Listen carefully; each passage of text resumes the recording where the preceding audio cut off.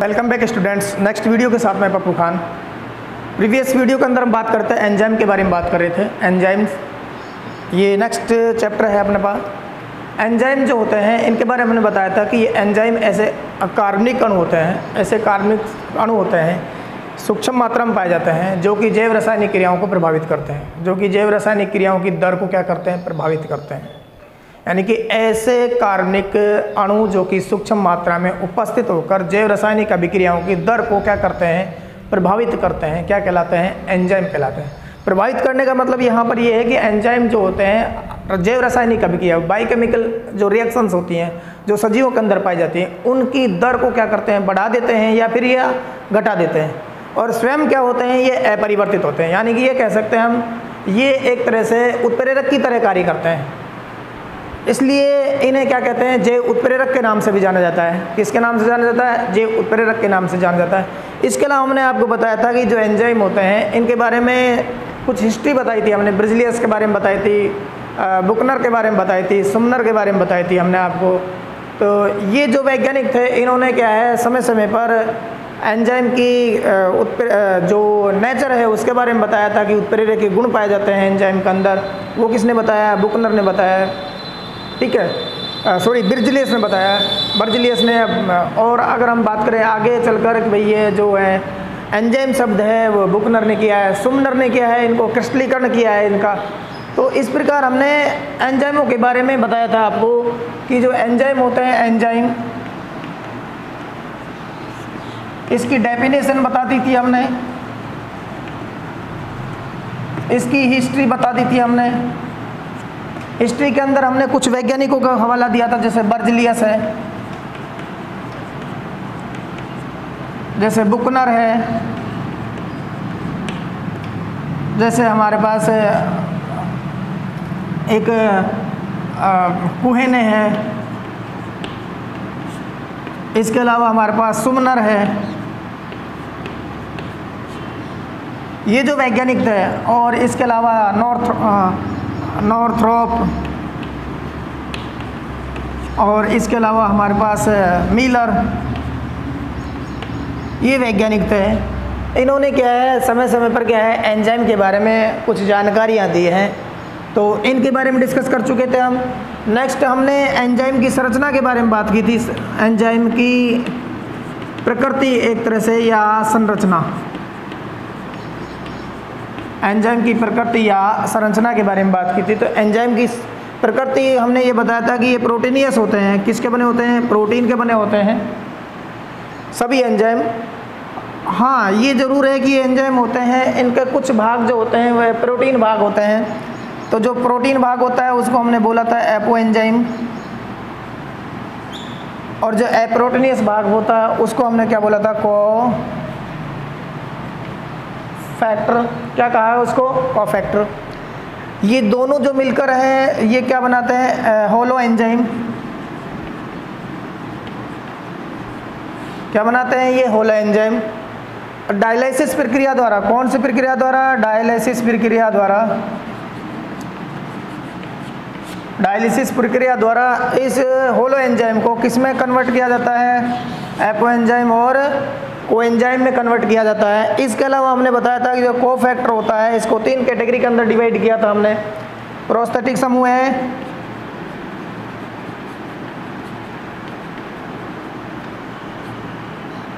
इसमें हमने बात की थी कोएंजाइम, और तीसरे जो बात की थी हमने वो बात की थी सक्रिय के रूप में। तो प्रोस्थेटिक समूह है, कोएंजाइम है, सक्रिय के, इसको बताया गया है एंजाइम के अंदर। कैसा भाग बताया गया है, अप्रोटीनी भाग। कौन सा भाग बताया गया है इसको, अप्रोटीनी भाग बताया गया है। जबकि प्रोटीनी भाग जो होता है वो क्या होता है, एपो एंजाइम होता है। तो यहाँ तक हम डिस्कस कर चुके थे इस चैप्टर के अंदर। आज हम बात करेंगे एंजाइम के विशिष्ट गुण, स्पेसिफिक कैरेक्टर्स ऑफ एंजाइम, यानी कि एंजाइम के विशिष्ट गुण। एंजाइम के विशिष्ट गुण के बारे में हम बात करेंगे, 1 बाय 1 इनकी स्टडी करेंगे एंजाइम के विशिष्ट गुणों की। तो सबसे पहले हम बात करते हैं एंजाइम के विशिष्ट गुण, specific properties of enzymes, specific properties of enzymes. इसमें नंबर 1 बात करेंगे हम यहाँ पर, वो बात करेंगे यहाँ पर प्रोटीन प्रकृति। क्या बात करेंगे? प्रोटीन प्रकृति। जैसा कि हमने प्रीवियस वीडियो में बताया था कि जो एंजाइम होते हैं वो एंजाइम किसके बने होते हैं? प्रोटीन के बने होते हैं। सामान्यतः किसके बने होते हैं? प्रोटीन के बने होते हैं। कुछ अपवाद को छोड़कर एक एंजाइम हमने बताया था आपको, एक एंजाइम जो कि प्रोटीन से निर्मित तो नहीं होता है, उसका नाम हमने बताया था राइबोजाइम। क्या बताया था? राइबोजाइम। कौन सा एंजाइम बताया? राइबोजाइम बताया था, जो कि आरएनए अणु के लिए कैटालिस्ट की तरह कार्य करता है। आरएनए अणु के लिए कैटालिस्ट की तरह कार्य करता है। किसके लिए काम करता है? आरएनए अणु के लिए कैटलिस्ट की तरह कार्य करता है। ये जो है हमारे पास राइबोजाइम है, ये है अप्रोटीनी, यानी कि ये प्रोटीन से निर्मित नहीं होता है। बाकी हम ये कहते हैं कि सभी एंजाइम क्या होते हैं? सामान्यतः प्रोटीन से निर्मित होते हैं। सामान्य से किससे निर्मित होते हैं? प्रोटीन से। एक कथन है हमारे पास, और वो कथन क्या है हमारे पास? कि सारे एंजाइम प्रोटीन होते हैं, लेकिन सारी प्रोटीन एंजाइम में नहीं होती है। सारे एंजाइम प्रोटीन होती है, प्रोटीन होते हैं, जबकि सभी प्रोटीन एंजाइम नहीं होती है, नहीं होते हैं या नहीं होती है। ये हम कह सकते हैं कि all enzymes are protein but all proteins are not enzyme.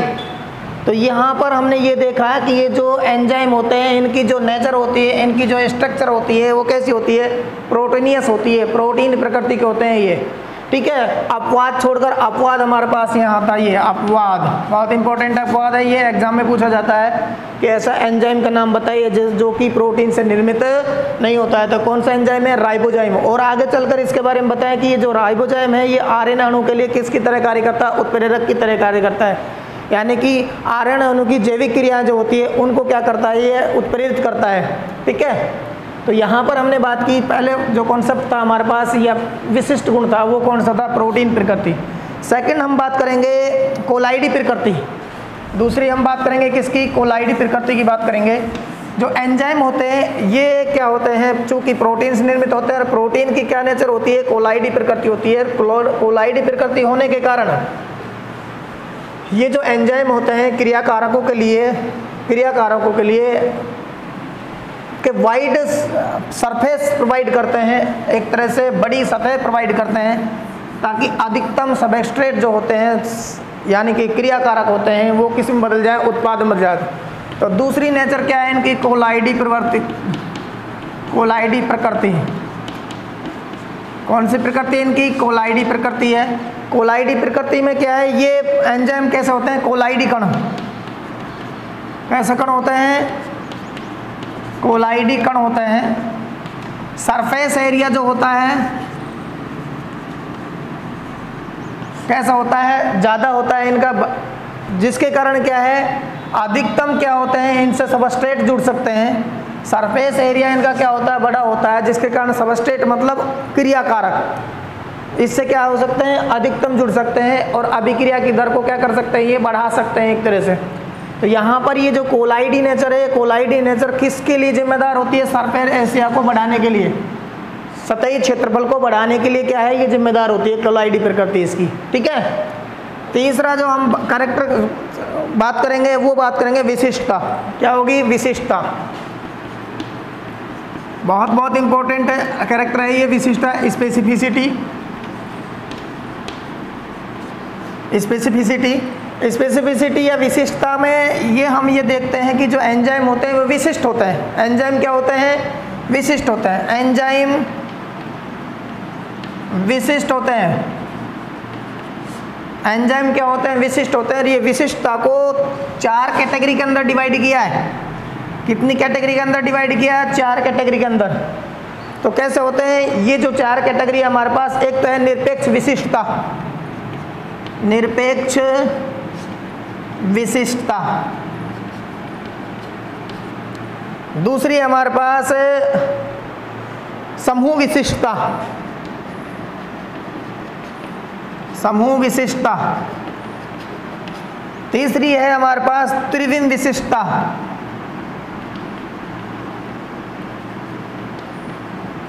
और चौथी है हमारे पास बंध विशिष्टता।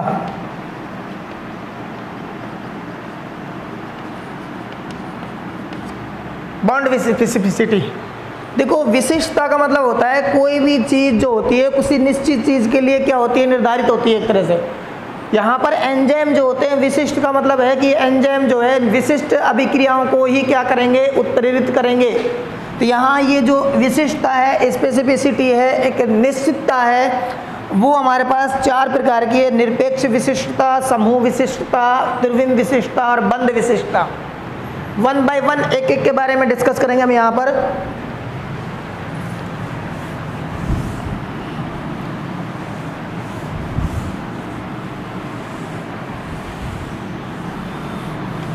एंजाइम विशिष्टता के अंदर हम बात करेंगे, सबसे नंबर 1 बात करेंगे एब्सोल्यूट स्पेसिफिसिटी। एब्सोल्यूट स्पेसिफिसिटी का मतलब विशिष्टता,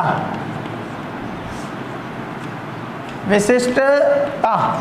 और विशिष्टता के अंदर जो हमारे पास बात करेंगे हम, वो बात करेंगे क्या? निरपेक्ष विशिष्टता, निरपेक्ष विशिष्टता, एब्सोल्यूट स्पेसिफिसिटी। इसका मीनिंग क्या है?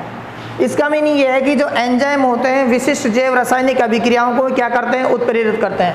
इसका मीनिंग क्या निकल रहा है कि जो एंजाइम होते हैं विशिष्ट जैव रासायनिक अभिक्रियाओं को ही क्या करते हैं? उत्प्रेरित करते हैं। इसका मतलब है निरपेक्ष विशिष्टता। ठीक है, यानी कि विशिष्ट जैव रासायनिक अभिक्रियाओं को ही उत्प्रेरित करते हैं। क्या करते हैं? विशिष्ट जैव रासायनिक अभिक्रियाओं को ही क्या करते हैं? ये उत्प्रेरित करते हैं, कैटलाइसिस करते हैं उनका। तो ये कहलाती है निरपेक्ष विशिष्टता। इसका मतलब ये है कि एक एंजाइम एक ही जैव रासायनिक अभिक्रिया को क्या करेगा? उत्प्रेरित करेगा, दूसरी जैव रासायनिक अभिक्रिया को उत्प्रेरित नहीं करेगा। ये कहलाती है निरपेक्ष विशिष्टता। दूसरा जो हमारे पास है वो है समूह विशिष्टता।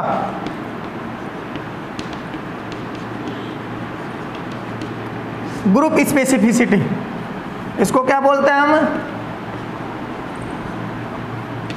Group specificity.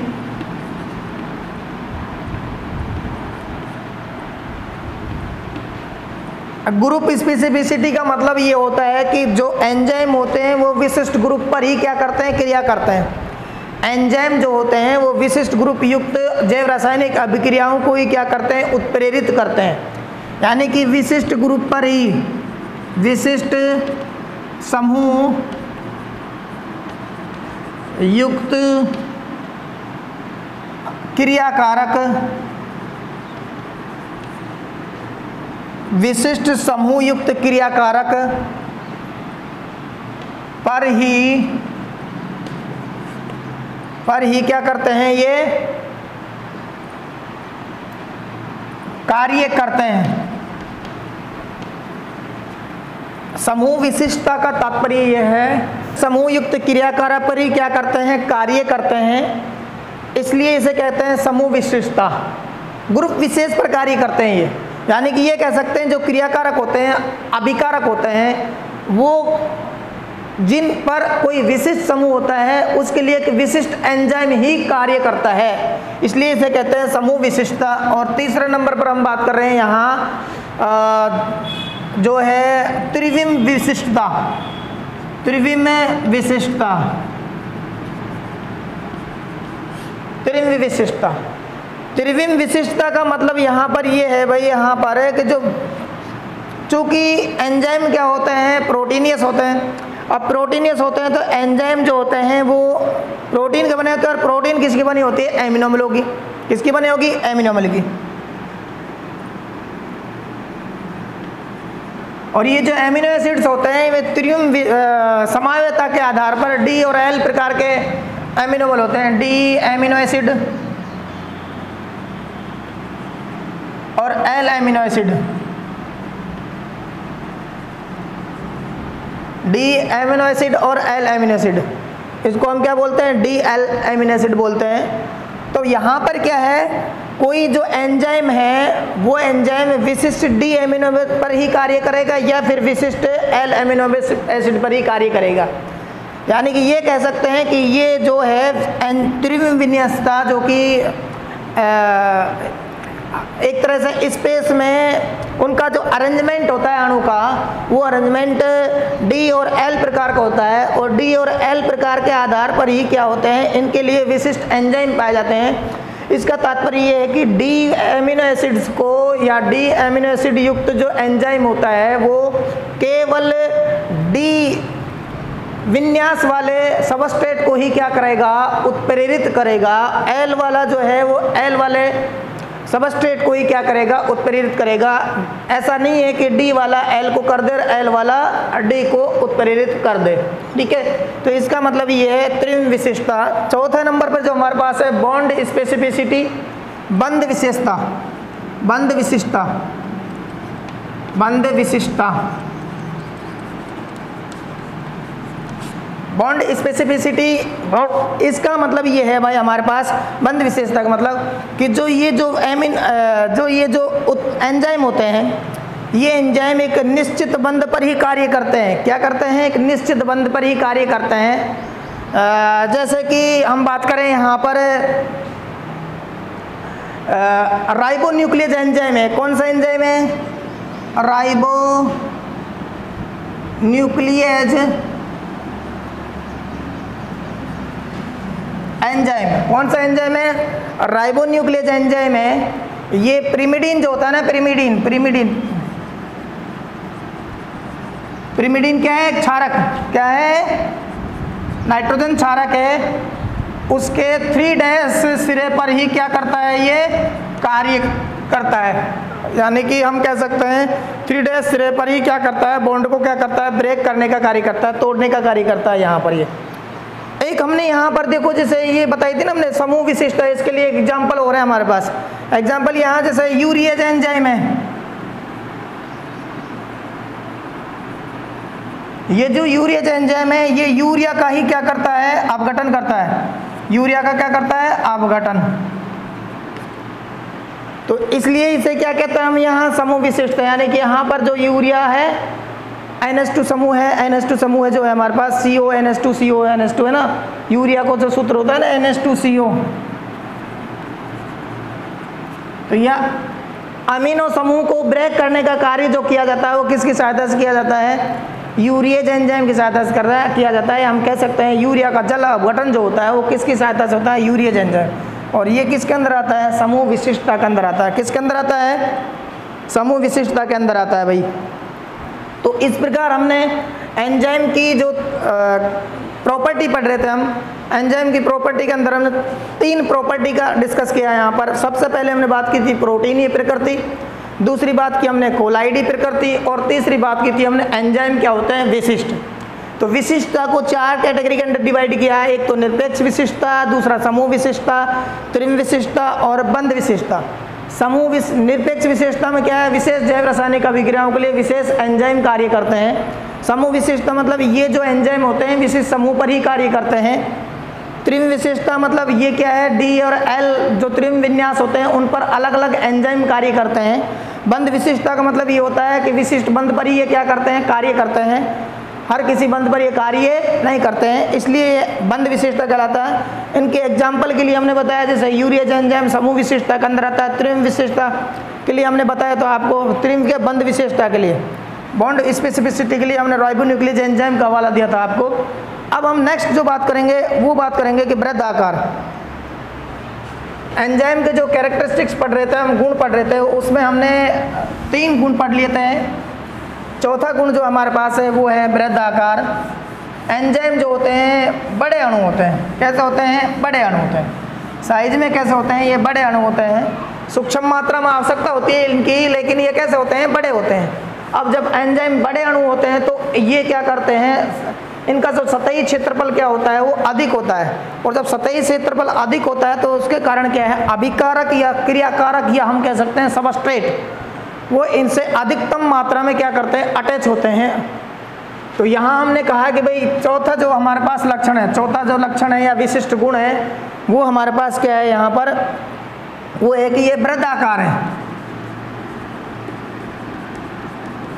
Large size. Enzyme का क्या होता है, लार्ज साइज होता है। लार्ज साइज होने के कारण क्या होता है, ये सतही क्षेत्रफल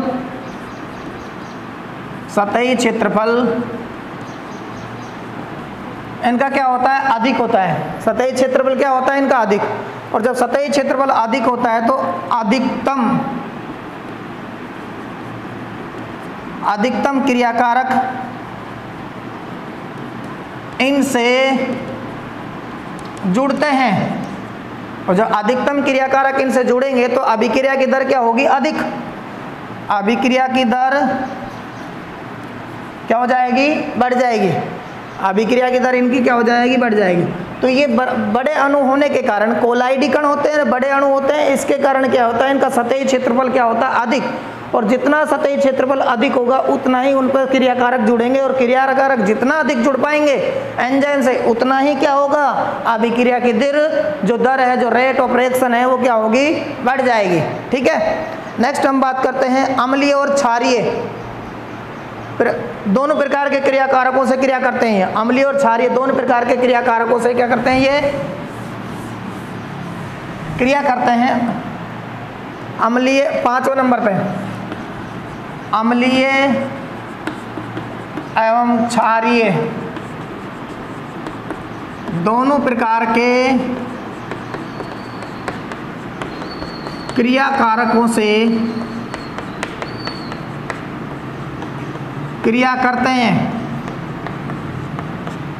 दोनों प्रकार के क्रियाकारकों से क्या करते हैं, ये क्रिया करते हैं। अम्लीय और क्षारीय दोनों प्रकार के क्रियाकारकों से क्या करते हैं, ये क्रिया करते हैं। क्यों करते हैं क्रियाकारक, ये दोनों से क्रिया करते हैं। जो एंजाइम होते हैं, आपको पता है एंजाइम किसके बने होते हैं, प्रोटीन के।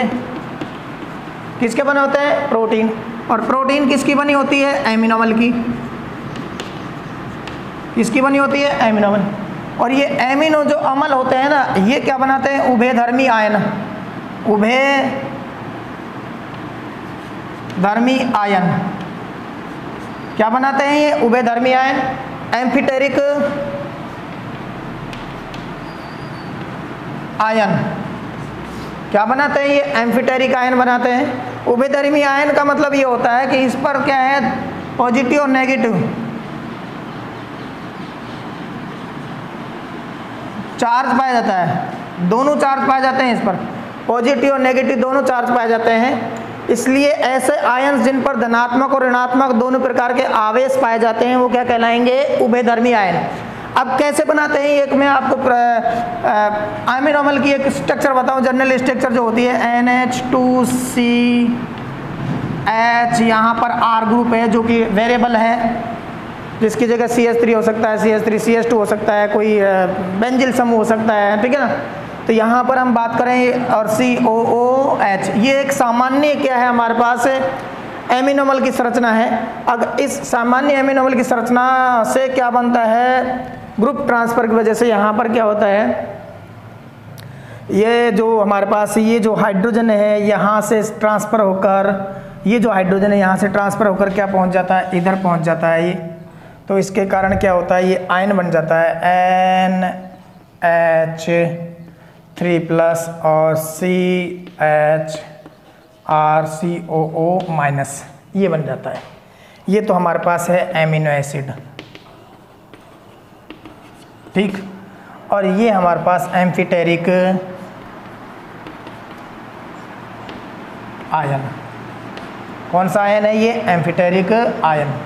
क्यों है? क्योंकि यहाँ पर क्या है? धनात्मक, और यहाँ पर क्या है? ऋणात्मक आवेश पाया जा रहा है।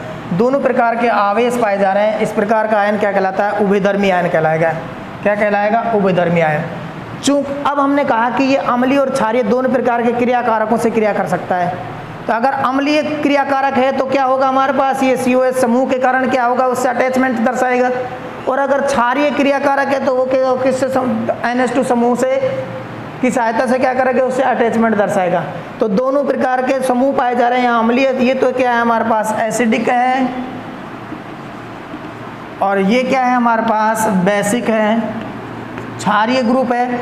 तो क्षारीय अभिकारकों से ये ग्रुप जिम्मेदार होगा, और अम्लीय अभिकारकों से कौन सा ग्रुप जिम्मेदार होगा? COOH, कार्बोक्सिलिक अम्ल और एमिनो समूह, ये दोनों समूह पाए जाते हैं। तो कहने का मतलब है कि एंजाइम जो होते हैं वो दोनों प्रकार के क्रियाकारकों से क्रिया कर सकते हैं, जुड़ सकते हैं, अम्लीय क्रियाकारक हो या क्षारीय क्रियाकारक। क्योंकि ये जो एंजाइम होते हैं कौन सा अणु बनाते हैं? उभयधर्मी आयन या ज्यूट्रायन भी बोलते हैं इनको। क्या बोलते हैं इनको? ज्यूट्रायन।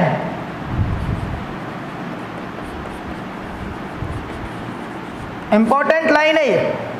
एम्फीटेरिक आयन या ज्यूटरायन, ज्यूट्रायन भी बोलते हैं इनको। क्या बोलते हैं? ज्यूट्रायन। ऐसे आयन जिन पर दोनों आवेश पाया जाता है, धनात्मक आवेश पाया जाता है और ऋणात्मक आवेश पाया जाता है, क्या कहलाएंगे वे? ज्यूट्रायन कहलाएंगे। ठीक है ना। अब हम बात करते हैं नेक्स्ट, एंजाइम इष्टता। नेक्स्ट जो हम बात करेंगे एंजाइम के गुणों के अंदर, वो बात करेंगे एंजाइम इष्टता। एंजाइम इष्टता का मतलब होता है एंजाइम में जो एंजाइम की अधिकतम क्रियाशीलता। एंजाइम की क्या है? अधिकतम क्रियाशीलता। एंजाइम ऑप्टिमा बोलते हैं इसको। क्या बोलते हैं? एंजाइम ऑप्टिया, एंजाइम इष्टता। छठे नंबर पर बात करते हैं एंजाइम इष्टता। एंजाइम इष्टता मतलब एंजाइम ऑप्टिमा। एंजाइम ऑप्टिमा, इसका तात्पर्य यह है कि एंजाइम की क्रिया सर्वाधिक क्रियाशीलता, एंजाइम की सर्वाधिक क्रियाशीलता, एंजाइम की सर्वाधिक क्रियाशीलता मतलब वे परिस्थितियां जिन पर एंजाइम सर्वाधिक क्रियाशील होता है वो कहलाएंगे एंजाइम इष्टता। क्या कहलाएंगे? एंजाइम इष्टता। अब यहाँ पर जो एंजाइम इष्टता है वो किस पर डिपेंड करती है? तापमान पर डिपेंड करती है। ये किस पर डिपेंड करेगी? तापमान के अलावा किस पर डिपेंड करेगी? पीएच पर निर्भर करेगी। ठीक है। ये अम्लीय या क्षारीय जो कि हमने अभी बताया इस नेचर पर। तो एंजाइम जो इष्टता है वो टेम्परेचर पर, जनरली टेम्परेचर पर डिपेंड करेगी। कितने टेम्परेचर पर? जैसे हमारे बॉडी टेम्परेचर है 37 डिग्री C, इस पर क्या है? सर्वाधिक एंजाइम क्रियाशील होते हैं। अगर बॉडी टेम्परेचर 37 डिग्री C से ज़्यादा बढ़ जाए, 40 डिग्री पहुंच जाए, तो एंजाइम की जो क्रियाशीलता हो जाती है वो क्या होती है? कम हो जाती है। अगर बॉडी टेम्परेचर से लो टेम्परेचर रहता है तब भी एंजाइम की क्रियाशीलता होता है कम हो जाती है। तो मिनिमम क्रियाशीलता और मैक्सिमम क्रियाशीलता, ठीक है। और मैक्सिमम क्रियाशीलता से और अधिकतम अगर क्रियाशीलता दर्शाते हैं तो वहां पर क्या है? एंजाइम अपना कार्य करना बंद कर देते हैं। तो यहाँ टेम्परेचर क्या है? 3 प्रकार के होते हैं। एक तो निम्नतम तापमान, एक अनुकूलतम तापमान और एक अधिकतम तापमान। निम्नतम तापमान, अनुकूल तापमान और अधिकतम तापमान। तो यहां पर जो एंजाइम ऑप्टिमा है वो कहां दर्शाई जा रही है? अनुकूल तापमान पर। एंजाइम ऑप्टिमा बोले तो 37 डिग्री C लमसम, यहां पर एंजाइम ऑप्टिमा दर्शाई जाती है। ऐसे ही अगर पीएच के बारे में बात करें हम यहां पर, तो पीएच जो होता है वो भी क्या करता है?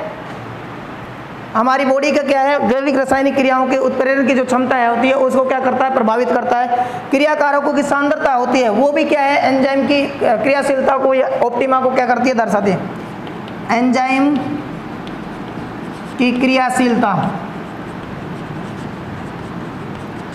एंजाइम की जो क्रियाशीलता, सॉरी एंजाइम की सांद्रता, और एक हमारे पास क्या है, एंजाइम की सांद्रता होगी, और एक अब क्रियाकारकों की सांद्रता, क्रियाकारकों की सांद्रता, क्रियाकारकों की सांद्रता। तो क्रियाकारकों की सांद्रता भी क्या करती है, एंजाइम की क्रियाविधि को या क्रियाशीलता को क्या करती है, प्रभावित करती है। तापमान भी प्रभावित करता है, पीएच भी प्रभावित करता है, और एंजाइम की जो कंसंट्रेशन है वो भी निर्धारित करती है कि एंजाइम की क्रियाशीलता कितनी है। अगर एंजाइम की मात्रा कम है, उसकी सांद्रता कम है क्रियाकारकों की अपेक्षा, तो क्या है, अभिक्रिया की दर क्या हो जाएगी, कम हो जाएगी। ठीक है। और अगर एंजाइम की अपेक्षा अगर हम बात करें किसकी, क्रियाकारकों की सांद्रता कम है, एंजाइम की अपेक्षा क्रियाकारकों की सांद्रता कम है, तब भी क्या होगी, एंजाइम की क्रियाशीलता क्या होगी, कम होगी, यानी कि प्रोडक्ट बदलने की क्षमता क्या होगी, उसकी कम होगी। नेक्स्ट अगर हम बात करें यहाँ, ये जो एंजाइम होते हैं ये साम्यावस्था को प्रभावित नहीं करते, ये किसी भी जैव रासायनिक अभिक्रिया होती है उसकी साम्यावस्था को प्रभावित नहीं करते। हालांकि ये जो उत्प्रेरक होते हैं अभिक्रिया की दर को बढ़ा देते हैं, घटा देते हैं, लेकिन साम्यावस्था पर कोई इनका प्रभाव नहीं पड़ता है। अब हम बात करते हैं नेक्स्ट, एंजाइम संदमन या निरोधन। एंजाइम, ये जो 7वें नंबर पे जो हम बात कर रहे हैं, एंजाइम संदमन या निरोधन। एंजाइम संदमन, एंजाइम इनहिबिटर बोलते हैं इनको, क्या बोलते हैं इनको, एंजाइम इनहिबिटर।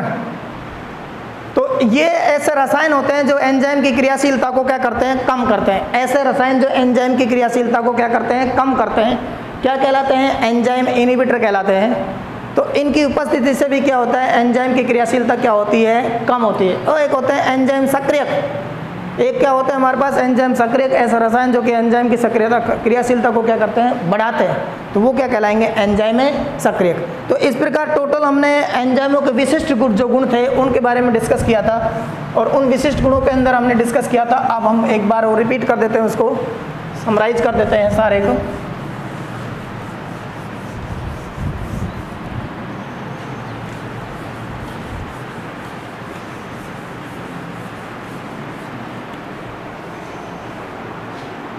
देखिए सबसे पहले हमने बात की थी प्रोटीन प्रकृति,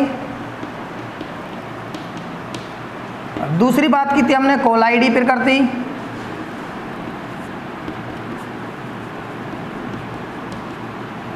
तीसरी बात की थी विशिष्टता। इसको विशिष्टता को हमने कितने कैटेगरी में डिवाइड किया, 4 में। एक तो हमने बात की थी किसकी, निरपेक्ष विशिष्टता,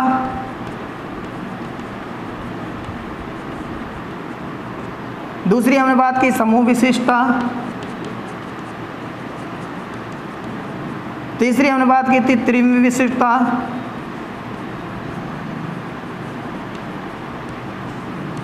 और चौथी बात की थी हमने क्या, बंध विशिष्टता।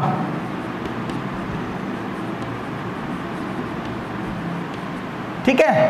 अब चौथा जो लक्षण थे हमने बात की थी वृद्ध आकार, इसकी बात की थी वृद्ध आकार, वृत्त आकार। एंजाइम क्या होते हैं, बड़े आकार के होते हैं। 5वें नंबर पर हमने बात की थी कि ये अम्लीय और क्षारीय, अम्लीय क्षारीय दोनों प्रकार के क्रियाकारकों से क्रिया करते हैं। ठीक है। 6ठे नंबर पर हमने बात की थी, 6ठे नंबर पे क्या बात की हमने, एंजाइम इष्टता।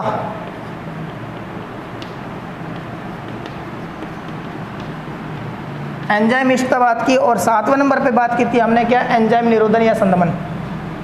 एंजाइम निरोधन या संदमन, एंजाइम इनहिबिटर। तो इस प्रकार हमने क्या है, एंजाइम के विशिष्ट लक्षणों के बारे में डिस्कस किया। इस वीडियो के अंदर आज इतना ही। नेक्स्ट वीडियो के अंदर हम बात करेंगे एंजाइम क्रिया को प्रभावित करने वाले कारक। ओके।